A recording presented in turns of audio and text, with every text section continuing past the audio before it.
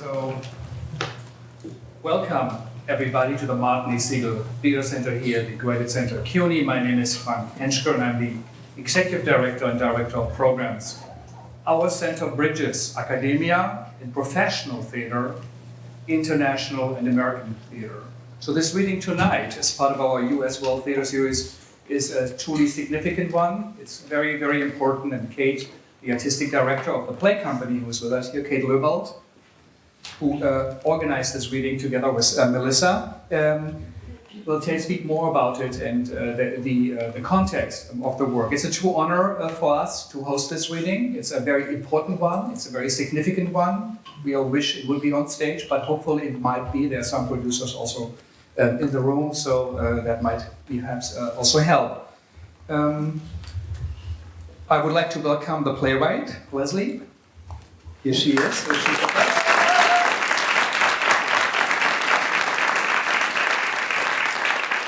So the reading will be about an hour and 10 or 15 minutes, and there will be a small break if you have to go, and then there will be a panel discussion here, and Bianca, Nancy, Michael, and Pamela will join us. You'll see the bios in the program here. There will be a little reception, if you have the time, around the corner in a little bar called Archive Bar, which is on, I think, 36th Street. If you have a cell phone, now is the time to take it out, and I'll do the same, and just see if it's off. So it actually never rings in our ears, it's really true, and so I hope it won't happen tonight at this significant one. So again, thank you all for coming, and Kate, please.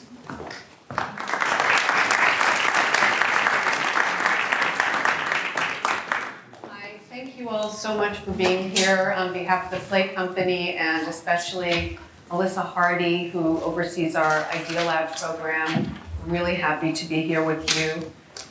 Leslie Ayvazian and I have known each other since the mid-1990s when we worked on a play called Nine Armenians, her play, together at Manhattan Theater Club.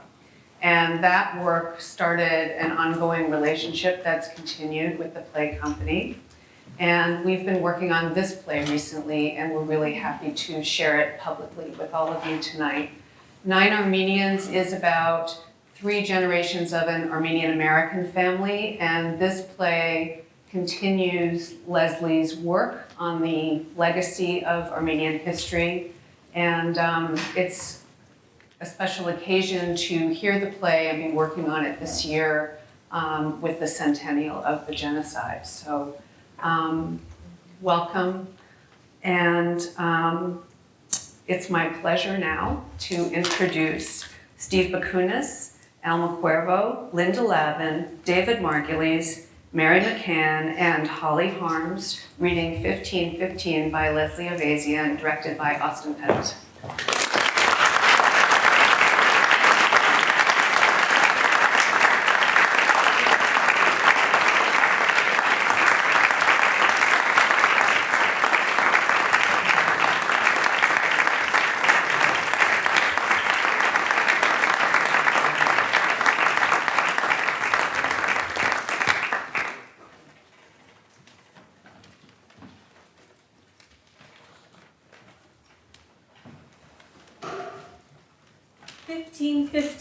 By Leslie Ayvazian.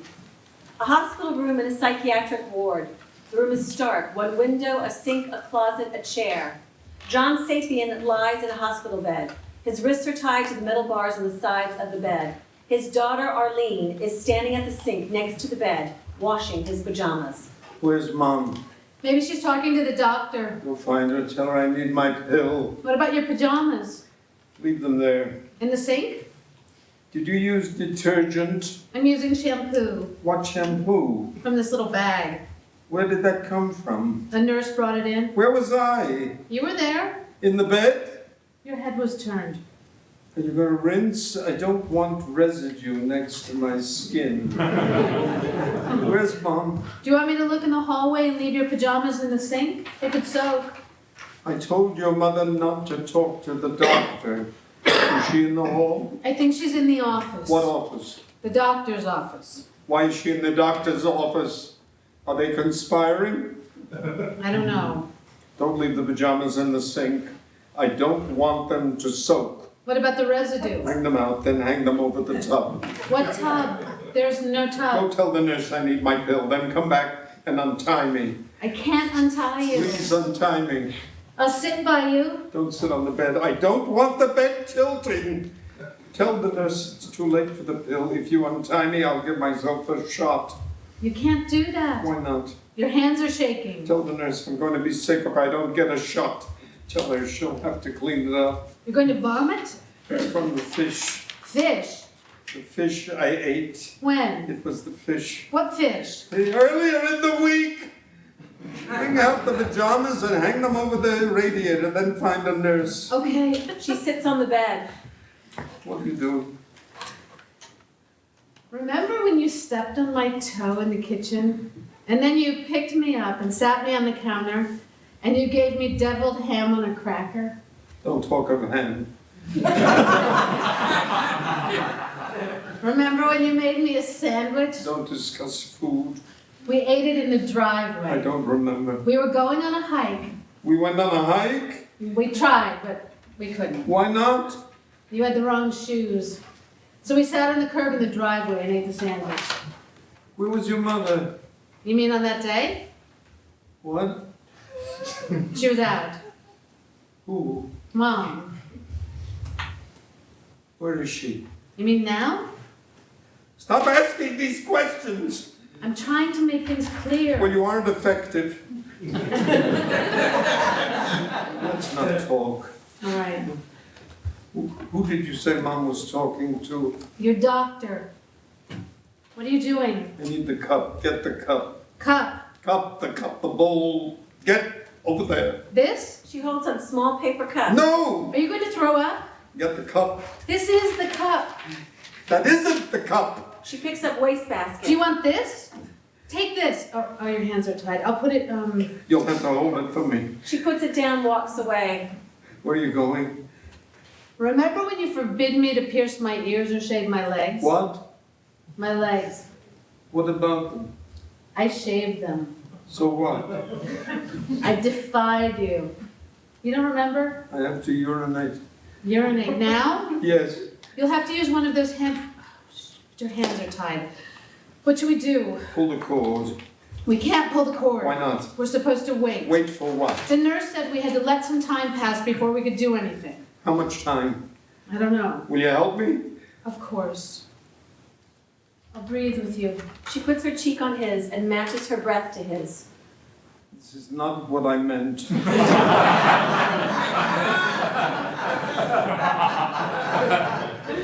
Do you still have to pee? It passed. Beatrice enters. She looks at them. They are still cheek to cheek. Did you bring the mail?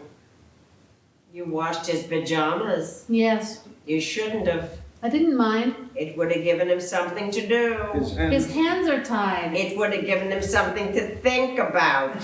Stop doing that. John and Arlene break apart. Do you have an appetite yet? No, did you bring the mail? I did. Beatrice opens her purse and looks for mail. Please, Marlene, I have a headache. I'm agitated. It's the withdrawal. It's the fish. There was no fish. There's talking to doctors, though, isn't there? There may be no fish, but there's talking to doctors behind my back. Stop making noise. Beatrice pulls a magazine and an envelope from her purse. Arlene gets her bag. That's it. That's the mail. Here. Oh, your hands are tied. Do you want me to open it? I'll read it to you. You don't have the patience. Okay. Okay. Where are you going? To the waiting room. What for? I'm going to sit there. Why sit in the waiting room? There's a nice window. Are you gonna knit? Am I? What's she going to do? She's gonna knit. I have my knitting. Here in my bag, my library bag. Yes, dear.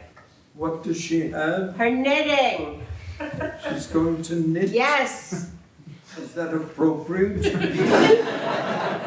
be fine. I'm going to go Where? down the hall. To the waiting room. Yes. If you see a nurse, please send her in. Any other requests?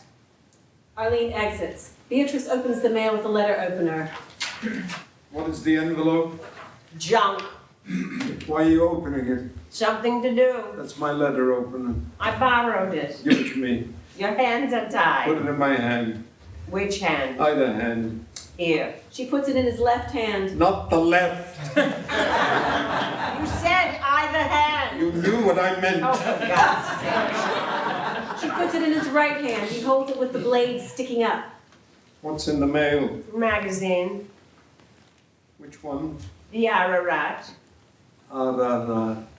The magazine, not the mountain. The magazine is named after the mountain. Yes, yes. No longer within the Armenian borders. How many years? I don't know. Yes, you do. Let's not discuss Ararat. Where is the Turk? Don't bring up the Turk. He was here. It wasn't this room, it was the first room. I think he left. Is he dead? I don't know.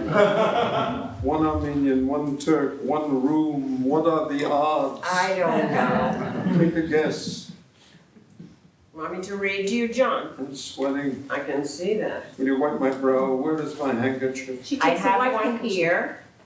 She wipes his brow. That is my handkerchief. Yes. Which one? They're all the same, John. Show it to me. She displays the handkerchief. You see? She puts it on the bed and crosses to the door.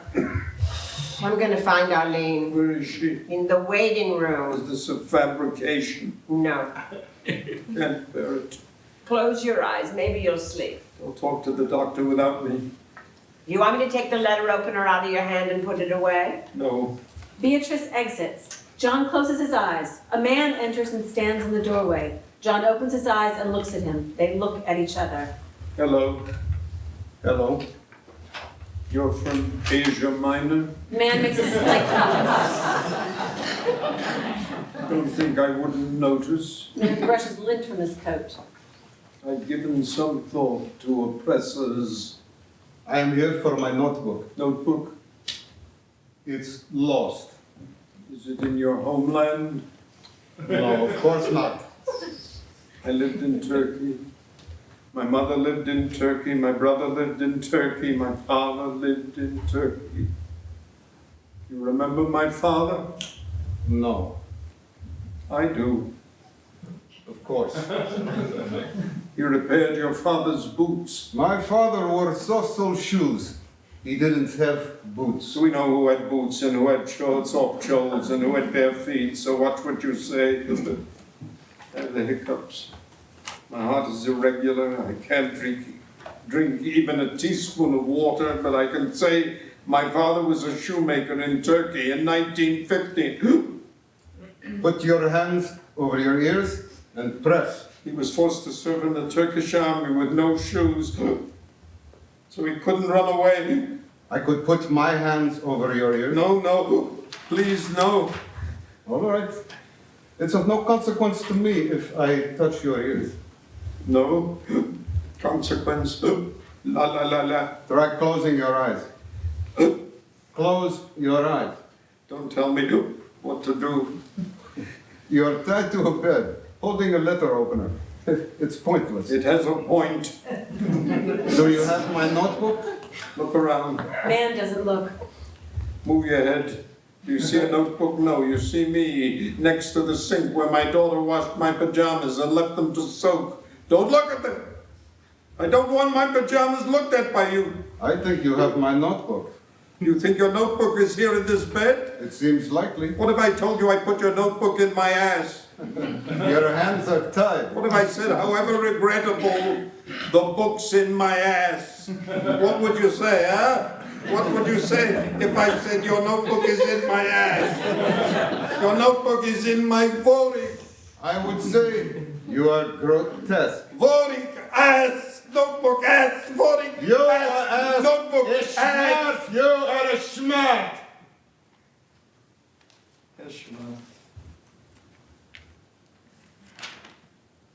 Not me. Arlene arrives. She is blocked by the man. Excuse me. Of course. Papa, I brought you 4 rows of knit and 1 row of pearl. Hello. No, Hello. don't speak to him. I am here for my notebook. Your notebook. Don't talk to him. I'm going to sit down. Don't sit down. You must be the Turk. I am Turkish. He contains Turkishness. That is not what we say. You were in the first room when we arrived. That's the case. Talk to me. Papa, your pajamas aren't dry.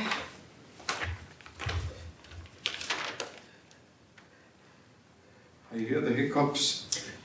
Why don't you try holding your breath? Man sits in chair. John closes his eyes and holds his breath. Arlene examines the pajama top. Hang up the pajama. Where? Find a place. No one does anything. You're crying, Papa. Papa. What? I knit a small square for you. Is it a potholder? It could be, or it could be a very small quilt. Yes. Or a mouse? Yes. Or a bug. Cute. Smart. Did the Turk go away? No, What's he doing? he's in the chair. You can see the bones in his knees through his trousers. His hands are nicely defined. Makes me think you may have Armenian blood. Do you have Armenian blood? Then Turkum. You answered in Turkish. Of course. Me kosir. You know what that means? It means stop talking. Correct. Arlene reaches for the letter opener. Papa, should I take this? What if I'm the last man alive? That won't be the case. You don't know the case. About the last man? You destroy the Armenians, over 1 million Armenians who lived in Turkey during World War I. Shh, Papa. You have your story, He thinks it's a story. and we have ours. You can't sort that out now. Sort. He said sort. I said you can't sort that out now. Never mind what you said. You can sort my ass. You insist on being vulgar. My vulgarity is the least of it, Turk. Shh, Papa, shh. Give this to me. No. He doesn't release the letter opener. Papa, please, let me take it. Did you hear what he said? Yes. I'm sweating, Arlene. I'm burning up. Would you like me to blow on your forehead? Use a cloth. I could use the sheet. Not the sheet. Use the quilt. Quiet! The mouse quilt. Quiet! Where is my injection? Where is Mom? Yell into the hall. Arlene crosses to the doorway. Mom! Mom! Where are my pajamas? In the sink. Still? Yes. Quiet! I could wring them out. Don't ring. I don't mind wringing, Dad. What does it matter? Quiet! I'm wringing out the soap.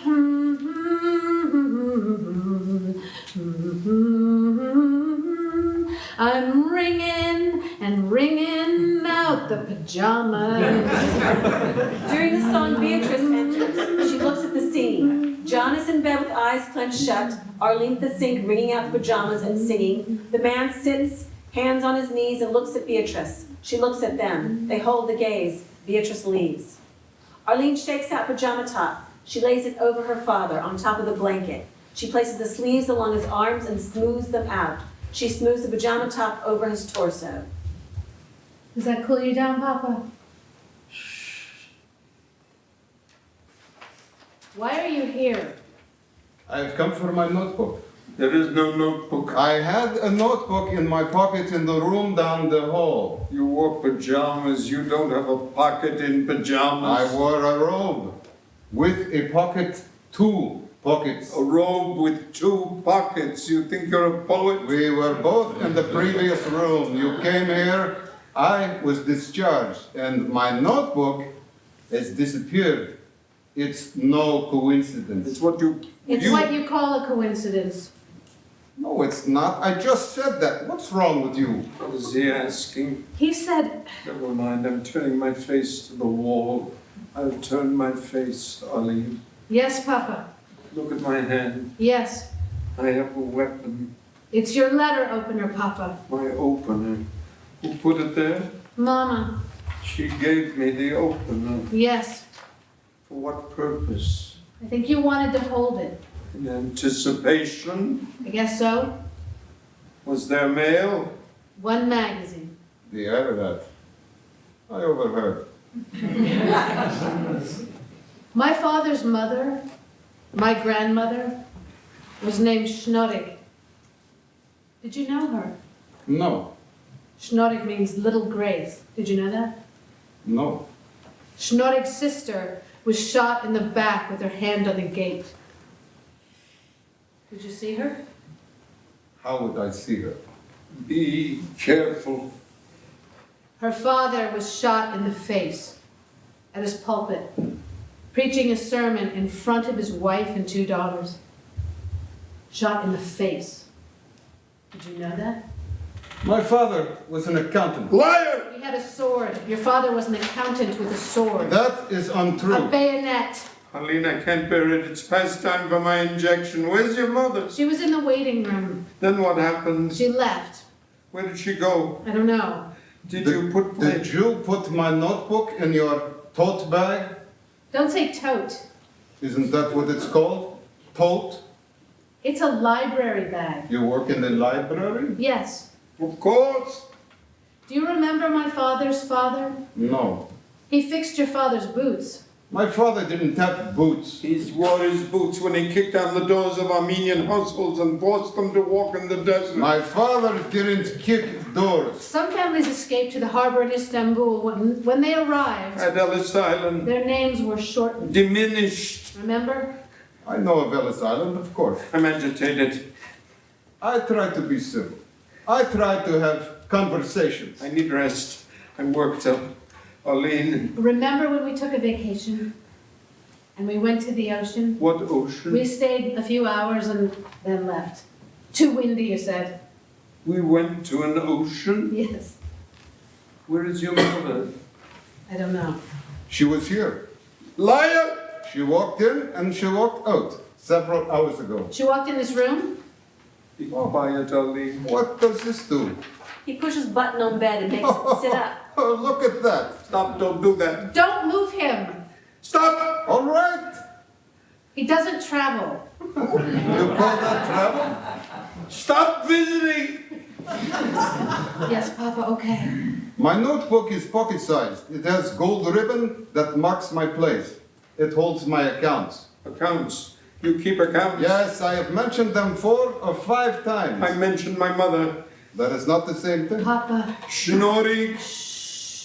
Nareen, her sister. Haig, her husband. Antranig, her pastor. Papa. Arakel and Levon brothers. They died in the desert. Their mother died. She starved. Everyone starved. John turns his head to the wall. Arlene, Yes. when did he arrive? Who? You know who. He was here when I returned. That tells me nothing. Arlene crosses to doorway. Mom! Mom! Oh, the nurse, Arlene. Forget your mother. Beatrice appears in doorway. Hello. Hello. Have you settled down? If I fall asleep, will you pull the Turk into the hall? Don't call me the Turk. Go away. I will remain here until you return my accounts. Beatrice, Yes, John. will you straighten him out? Someone should give him the lay of the land. I brought you a package of Crystal Light, John. What? Would you like me to put it in a cup of water? Would you enjoy some lemonade? Where are your pajamas? They're damp. I didn't notice. Arlene, did you wash your father's pajamas and put them on his body to dry? I rang them out. I didn't mind. They're still damp! Where's my injection? There will be no more injections. Oh my God. Mama, remember when we went to the ocean? What ocean? You stayed a few hours, then you left. Because of the wind. It was too windy. Beatrice, help me. Do you have an appetite yet? Not since I ate the fish. There was was no no fish. Fish was bad. Haven't had fish! It made me sick. I'm not going to discuss this non-existent fish. The Turk's still in the room. He's over there. Don't look at him, Arlene. Look away. You should eat something. I need to go home. You will stay here. He's dying. We know who's dying and who isn't dying, so shut up. That was uncalled for. Oh my God. Oh, will you drink Beatrice. something, John? I brought a package of Crystal Light. You want Crystal Light? Lemon I lime. asked a question. What question? Will you pull the Turk into the hole? I can't pull the Turk. Why not? I've run out of steam. What? Yes. What were you doing? Nothing. Did you screw the doctor? John, I'm just asking. don't ask that. You like doctors? That's enough. I am a doctor. You're a doctor who writes his own prescriptions for liquid Demerol. I am Dr. If you Saypian. continue to inject yourself with drugs, you will kill yourself. I immigrated from Mesopotamia, the Garden of Eden. What do you say to some lemonade? This is not lemonade. Stop calling it lemonade. Stop asking if I want lemonade. Stop thinking about lemonade. This conversation is going to kill me. We're going back to the waiting room. No! Don't leave the hospital. Leave. Arlene exits. She left. Yes, This is a sad day. this is the same day. You are a clear thinker. Thank you. Dikra, Mary Dikra Nui. Mugadich was a rug merchant. Lavin was shot. Barton. No need to mention that. It wasn't Barton. He came to this country and wrote a book and ran a university. It wasn't Barton. No, It was Harand. let's not talk of Heron.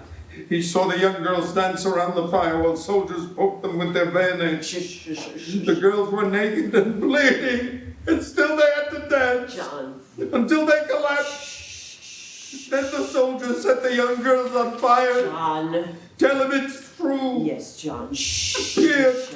Shh. I'm here, John. I'm I'm here. exhausted. Close your eyes. It wasn't Vartan. No. If I open my eyes, will I see the Turk? Keep them closed. Get the nurse to give me my shot, then wring out my pajamas and hang them in the tub. There is no tub. Where did it go? The tub was in the first room. You're in a different room now. Throw the pajamas back in the sink. I don't want wet pajamas in my vicinity. Why don't you close your eyes again? The mother told her daughter to continue the march to John, the desert. please. The mother was too sick to keep walking. She jumped from the cliff to the sea, and her daughter, 10 years of age, saw her mother jump, and the daughter, Survive. yes, and she was. My mother. Say her name. Asanet Valshian. That is correct. Of course. Say my name. Your name is John. John. John Saypian. I am Homo sapien. No, you're not. Yes, I am. You are not the original man. You are not Homo. From Mesopotamia, No. the land of Eden, and you are Eve. No, shush. I know, child. Our daughter, She is. Arlene. That's not what I asked. Shush. I have to sleep. You should sleep. John closes his eyes. Is he still here? Shush. Is this a rehearsal? I don't know. Say yes. All right. Yes. Then please dispose of the Turk before I wake up. John clenches his eyes shut. Beatrice crosses to him and attempts to take the letter opener from his hand. He keeps his eyes closed and resists for a bit, then releases the opener. She puts it in her pocket. Sleep, John. Beatrice lifts the wet pajamas off his body and throws them back into the sink. The man sits in the chair, facing out, and taps his knees with his hands. She turns and looks at him. She crosses and stands slightly upstage of the man. Slowly she reaches out, touches his back, and pushes him. He sways and then rights himself. She pushes him again, harder. He sways and rights himself. She pushes again, extending her arm until she pushes him off the chair. He hits the floor. She sits in the chair. He gets up. He pulls her off the chair. She hits the floor. He sits on the chair. This happens again. She pulls, he falls, she sits, he pulls, she falls, he sits. They push and fall and breathe and sit. They do not look at each other. They do not speak. They breathe. He sits. She gets up from the floor and quickly walks to her purse. Winded from the pushing, she takes out a lipstick and applies it to her lips without looking in a mirror. Then she reaches into her blouse and adjusts her bosom. She crosses to him and stands behind his chair. Her breathing becomes deeper, as though there is desire. He raises his head. He sniffs. Both are breathing deeply. Neither looks at the other. Her breathing begins to quiet down. When my husband wakes up, tell him you are a Turk. Say, my father was not an accountant. John is breathing with labored breaths. Say, I was the son of a soldier during the years of the First World War. Say, I understand that in 1915 an order was issued to exterminate all the Armenians. I won't say that. Say, people don't speak of it. Say, we are the Turks. We are taught not to speak of it. John has more labored breathing. Speak to him. I am a meticulous man. I pray on my knees. I keep my accounts. I behave like a gentleman. My ancestors lived in my country with your ancestors for hundreds of years. We shared food and music. Why would we persecute you? You were the victims of war. You admit there were victims. We were not the oppressors. I won't apologize. We aren't interested in apology, Turk. It has no sway with us. You can stick your apology up your ass. You are coarse, like your husband. Shut up and listen to him. John's breathing is very quiet. He's dead. He's not dead. He's about to be dead. Beatrice grabs the man by the hair and forces him to look up. Look at him. I will close my eyes. An order was issued on September 15th, 1915. No one issued an order. She jerks his head back. An order from the Minister of the Interior, Talat, to the governors of Turkish provinces. However regrettable, the order said, however regrettable, it is necessary to put an end to the existence of all the Armenians without regard to sentiment or conscience. Those were the words. She holds a letter opener to his throat. Stop tormenting me! You know nothing of torment. Only Armenians can suffer? Don't ask that.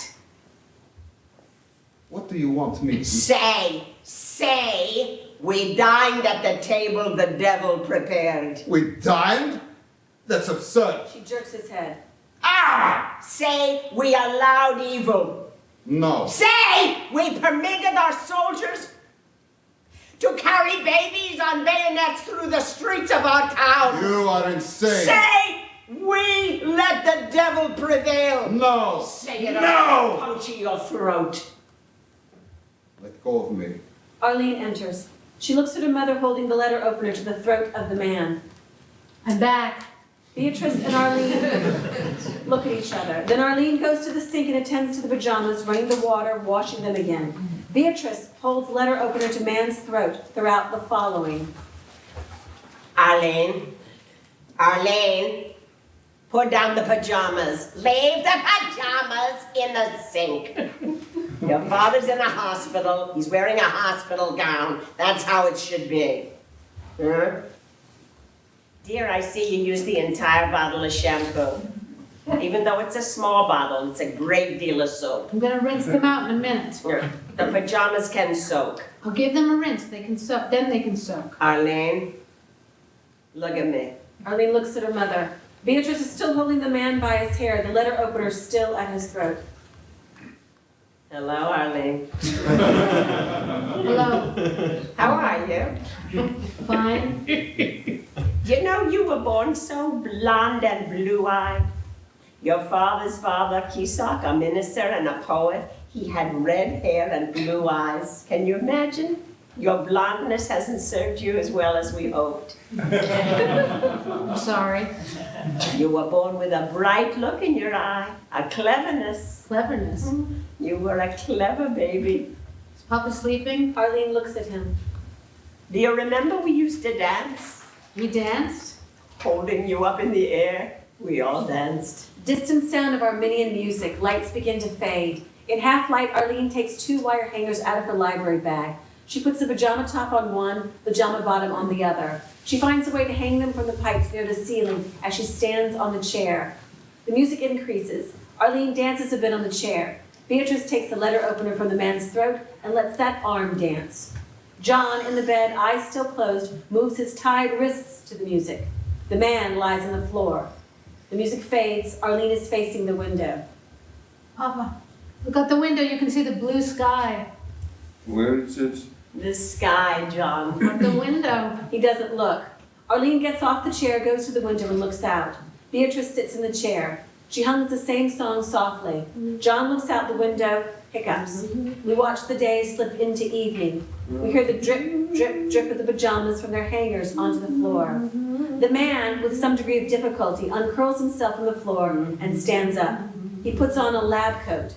He goes to the light switch and turns on the light. It is evening. Arlene turns from the window. The man, now Dr. Ahmet, is standing at the bedside, holding the necessary hospital papers. He spends time through the following scene reading John's chart. John coughs, a hard little cough. How are you feeling? Hello, Hello. I'm Dr. Saypian. Yes, I know. John turns his head slowly to his wife. How does he know? He's your doctor, dear. My doctor. Yes. Has that always been the case? Well, this time, yes. Are you a box? No, I'm your wife. I look like a box. You are a box. Do you know why you are here? Of course. You have experienced a drug overdose, a Demerol, which, as you know, is a opiate, a hard narcotic, and highly addictive. You are in withdrawal. I see you recovered your notebook. I beg your pardon? Your notebook in your hand. Dr. Ahmed is holding your chart, John. My chart. Yes. I see. Arlene, Yes, Dad. you remember the notebook? John, I remember the pajamas. They're hanging by the window. You want them? Is that what I asked? John, Dr. Ahmed has information for you. Can you listen to him, dear? He has information, I have information. We will share information. Is that correct? Dr. Saypian, it is evident that you have been injecting drugs directly into your arm for several months, perhaps more. Your veins are collapsing, as I think you suspect. And your reliance on the drug has weakened your heart. You are now in congestive heart failure. Your injection fraction is low. My injection fraction is fine. Your lungs are filling with fluid. If you untie me, I can be of help. We intend to untie you. We will release your left arm. I suggest the right. We will set you up with an IV. A diuretic? Lessings. Of course. And you understand that we will need to insert a catheter. Not a catheter, they cause We infection. have no choice. Bring in a bedside commode. I have the ability to stand at a commode. My wife here is my wife. She can assist me. Arlene, where are you going? I'm getting some air, Dad. There is air here. Don't go outside. I'm just going there. Just there. You can practically see me from here. No. Let her go, John. Where is she going? To the waiting room. What's the attraction? I'm going to open the window. She'll be all right. Bye-bye. Bye-bye. Arlene exits. Hello? Hello, I am Homo. I am Dr. Hamet, You're a doctor? a cardiologist. Ahmed? Yes, All right then, excuse me. Don't let him give me a catheter. We don't have a choice. A handheld urinal, you can help me. doctor, let's try to relax. We don't want your blood pressure to spike. You know about my blood pressure? We are monitoring you. Monitoring me? Yes, Is this an emergency? Should I call 911? Things are under control, John. Where's Arlene? She's just down the hall. Is she well? Yes. Dr. Saypian. Hello? Hello.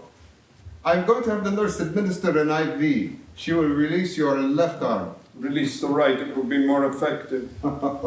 We can't give you the opportunity to undo the remaining restraint by untying your dominant hand. I see. You seem like a reasonable man. I am a reasonable man, I agree with you. All right then. What is he talking about? We know you have ways of procuring drugs and injecting yourself. Is he speaking to me? John, he can hear you. This is between you and me. Do you know why you are here? What do I say? Look at him, John. He thinks I can't hear him, but I can. Dr. Saypian, Yes? you are in a psychiatric ward. You came here by ambulance in a straitjacket. You showed symptoms of severe psychological distress, the result of an excessive use of narcotics. In addition, you are dehydrated. Everyone is dehydrated. It's a common excuse. That makes no sense, John. Of course it does. You're not listening. Dr. Saypian, your family feared for your safety. This may not apply to me, Dr. Turk. Ahmed, John. He is Dr. Ahmed. Dr. Ahmed? Yes, Earlier I had a dry cough, but it resolved itself. your cough is increasing as your lungs fill with fluid. Arlene enters. I got stung by a bee. A bee? Were you in a forest? I was in the waiting room. That was a mistake. I opened the window and a bee flew straight into my palm and stung me. My hand's swelling. Should I take off my watch? What are you talking about? Doctor, you're a doctor. What should she do about the bee sting? Go to the nurse's station and ask for some ice. I'm a doctor. Ask me. What do I put the ice in? You asked the nurse for a plastic container. Wrong. But John. Plastic containers are unsanitary. John, please. They contain unfortunate fluids and waste. Nurses don't keep plastic containers of unfortunate fluids at their stations. They will give you an ice pack. Don't say pack in such a loud voice. Excuse me. Look at my hand. It's so red. Can you breathe? Yes. You are not allergic. We are going to give you an IV to flush out the fluids that collect in your lungs. We will untie your left wrist and attach the line there. Use the right. Do you think the bee left its stinger in my hand? That's unlikely. Is the stinger the same thing as a penis? The stinger is not a genital. I mean, please stop complaining. I want to cry. Don't cry, please Please don't don't cry. What was the story we told when we wanted to laugh? What story? The well-known folk story. The Turkish story. The Armenian story. I don't want that story. About the pot and the pan. We'll tell it later. When? Later. My hand hurts. Go ask the nurse. Okay. Arlene exits. She left. Yes. Who is the man to my left with the clipboard? He's your doctor, John. The clipboard is your chart. Can he be trusted? I am your doctor, John. I'm following your progress. What is he following? Eve? I am Beatrice, not Eve. You are John, not Homo. This is Dr. Ahmed, not Dr. Turk. John, please, find manners. I am mannerly. It is my nature. All right. He is Dr. Aggressor. John. You are a hallucination or you are a box. I am not a box. You've always been a box, Beatrice, haven't you? Don't talk anymore, John. Huh? Dr. Ahmed, what's your diagnosis?